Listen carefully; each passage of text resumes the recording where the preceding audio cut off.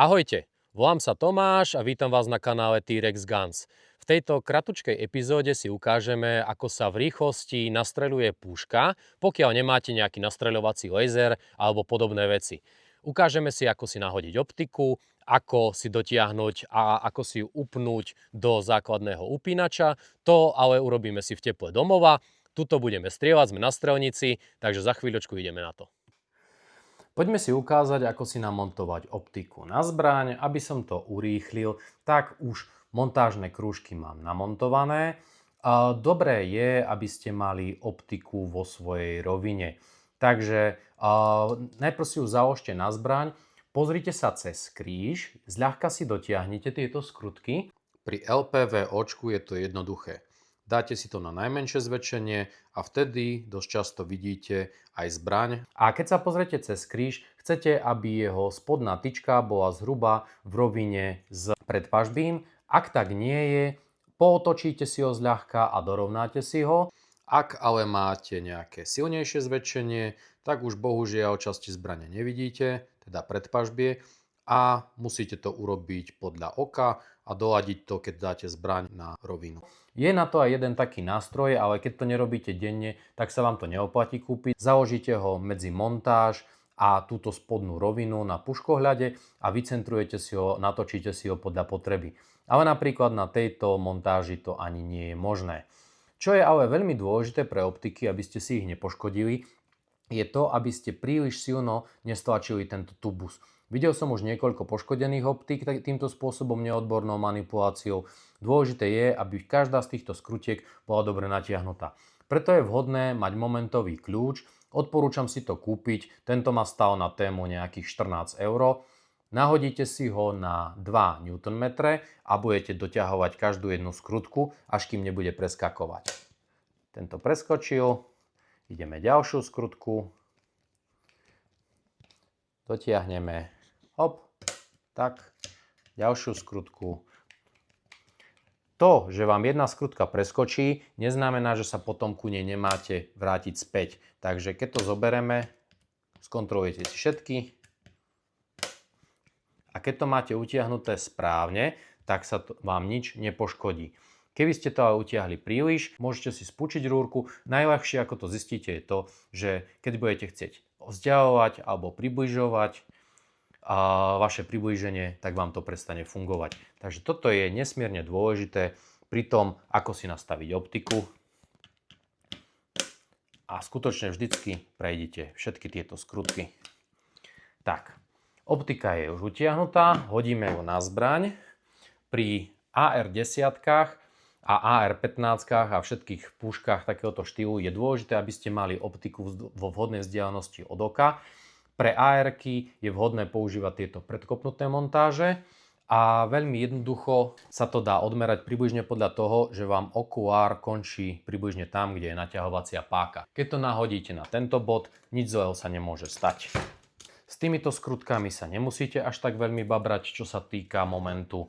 Samozrejme aj na to je vhodné použiť moment, ale keď to utiahnete jemne, s citom, nič nemôžete pokaziť. Maximálne si ustrihnete skrutku na montáži. Takže kto chce, môže použiť momentový kľúč. Ja si tam dám obyčajnú račňu a úplne jemne prstami to utiahnem. Znova sa vrátim aj ku prednej, ešte zľahka, hotovo. Teraz máte optiku založené na zbrani. No a poďme si to nastreliť. Teraz si ukážeme, ako sa nastreľuje zbraň. Ak chcete míňať dosť malé množstvo nábojov, tak je to jedna z možností. Nahodili sme si už optiku, dali sme si ju na predpísané momenty. Dal som si ho do stabilnej polohy, takže preto mám na dvojnožke, zadok mám na týchto tu dzindzikoch. Mám vybratý záver, mám zložený lover. Pozriem sa cez hlaveň a nájdem si miesto na terči.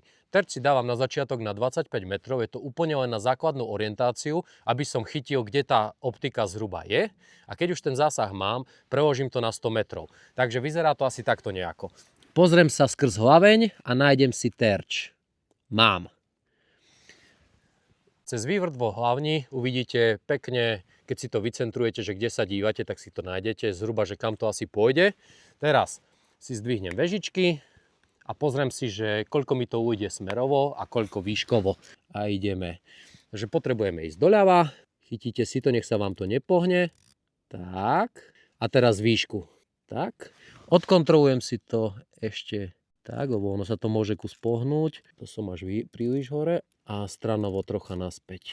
Dobre. Posledná kontrola. Tak. Už mám zhruba zameraný, kde je terč. Teraz si zložím zbraň.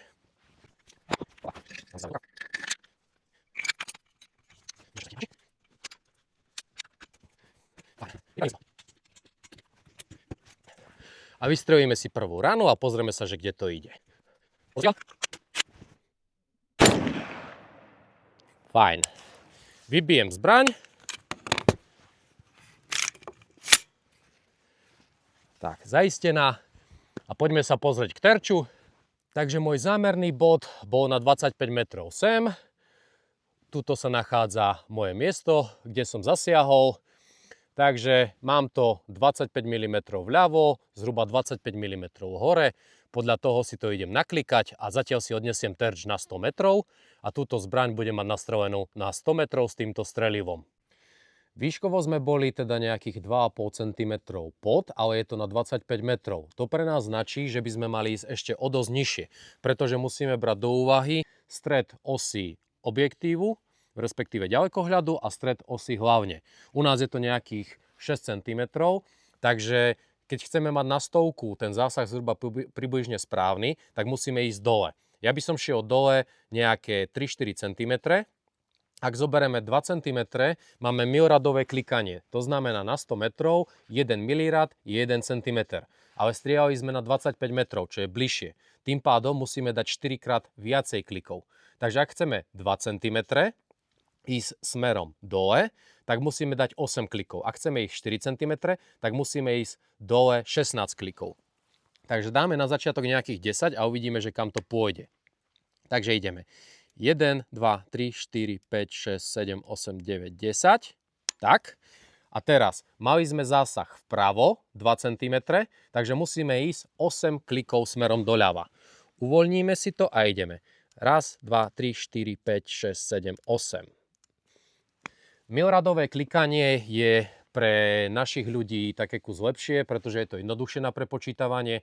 Ak by ste mali MOA, tak závisí od toho, že či máte polmoové klikanie alebo štvrtinové moové klikanie. Štvrtinové je vlastne nejakých tých 6,5 mm, je to presnejšie klikanie, ale horšie sa to počíta. Takže tak nejako. Máme to naklikané, dáme si zase zo pár rán a uvidíme, že čo to spraví. Teraz už máme terč na 100 metrov.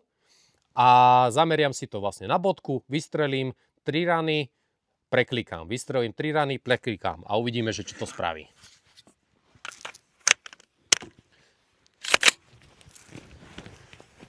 Ešte mali sme nastavenú paralaxu na 25 metrov, takže hodím si ju na stovku, pozriem sa, že či mám terč jasný, respektíve či je to v poriadku. A budem podľa toho strieľať. Ak by bol môj terč nejasný, jemne si doladíte paralaxu. Tieto čísla sú len orientácia. Neslúži to ani na meranie a na každej optike to môže fungovať ináč. Nedoostrujte si kríž s týmto, si nezaostruje sa obraz, ale s tým sa zaostruje kríž. Váš kríž musí byť pekný, jasný a obraz si zaostrujete paralaxou. Takže poďme na to.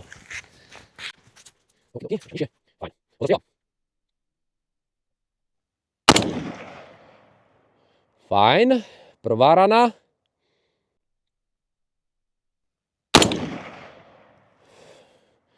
Druhá rana.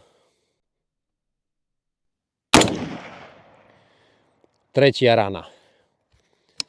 Takže, smerovo sme to naklikali úplne presne. Stredný rozptyl zásahov je zhruba v vzdialenosti 20 mm. Na púške máme ale základnú faktorickú spúšť, ktorá trocha drhne, je taká tuchšia a keď sme ju merali, má 35 N. Stále ale strieľam pod zámerný bod, čo mi činí pri tomto zväčšení, ja tam mám prvú fokálnu rovinu, to znamená, že podľa dielčikov viem presne odrátavať, ako je vzdialený zásah od terča. Sme dole 4 cm, takže teraz to naklikáme smerom hore, takže 4 kliky smerom hore. 1, 2, 3, 4. Tak. Vyskúšame si dať ešte 3 rany a uvidíme, čo to spraví.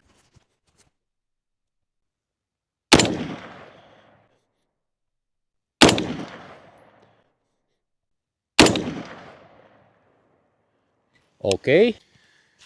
Teraz sme si ukázali, akým spôsobom jednoducho nastreliť pušku. V podstate na to, aby som sa chytil vôbec do terču, som využil jednu ranu a na to, aby som to naklikal ďalej, som použil ďalšie 4 zásahy. Ak by ste si chceli šanovať muníciu a nechcete strieľať 3, tak minimálne vystrelte aspoň jednu, nech je zahrievacia rana, pretože tá studená rana chodí niekde úplne inde a v každej puške to môže niesť úplne inde. Ale odporúčam dať minimálne 3 nástrelné rany, lebo ináč môžete to nastreliť 1-2 ranami, ako to robia niektorí ľudia s opakovačkami a podobne. A potom idú strieľať a tá rana pôjde niekde úplne inde. Takže toľko v krátkosti ku rýchlemu videjku, ako nastreliť pušku. Majte sa, čaute, šerujte, lajkujte, subscribujte a držte sa.